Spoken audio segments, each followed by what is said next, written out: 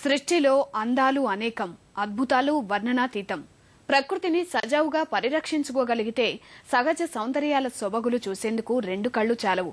ఓ చిన్న విత్తును జాగ్రత్తగా గమనిస్తే అందులో మహాద్భుతం దాగి ఉండడం నిజంగా ఆశ్చర్యమే. అదేంటో ఇప్పుడు మీకోసం.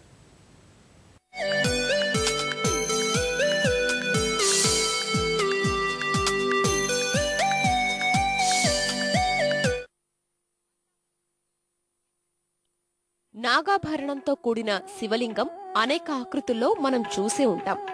గుంటూరులోని ఆచార్య నాగార్జున విశ్వవిద్యాలయం హెర్బల్ గార్డెన్స్ లో ఓ తీగజాతి మొక్క పండ్లను తొలిచి అందులోని బీజాలు గమనిస్తే విత్తులో దాగిన వింత బయటపడింది.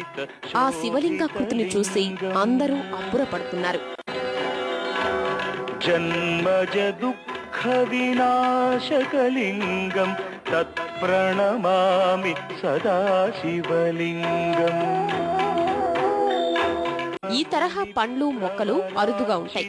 ఒకప్పుడు అడవులకే పరిమితమైన ఈ దొండజాతికి చెందిన మొక్క ఇప్పుడు చాలా చోట్ల విస్తరించి ఉంది. కార్తీక మాసంలో వీటి పుష్పాలు పండ్లు విరగ్గాస్తాయి. డిసెంబర్ తర్వాత మొక్క క్రమంగా ఎండి మళ్లీ వర్షాకాలంలోనే చిగురిస్తుంది. శివ ఆరాధకులు ఈ గింజల్ని సేకరించి నిత్యం పూజల్లో ఉపయోగిస్తుంటారు. మరికొందరు ఆయుర్వేద మందుల తయారీలోనూ వినియోగిస్తారు. స్వయంగా పుట్టింది కాబట్టి ఇది స్వయంభూ అనేది దీనికి పేరు. 4 నుంచి 8 వరకు బీజాలు ఉంటాయి. ఇవి మూలపీఠము, పైన పౌనబట్టము, పైన శివలింగము 2, 4 కలిగి ఉంటాయి. దీన్ని లోహాన్ని బద్దం చేయడం కోసం, పాదరసాన్ని బద్దం చేయడం కోసం, మెయిన్ ముఖ్యంగా బొల్లి అనే వ్యాధి దీంతో పోతుంది. ప్రకృతి ఓ వరప్రసాదిని పదిలంగా సంరక్షించుకోవాల్సిన బాధ్యత అందరిది.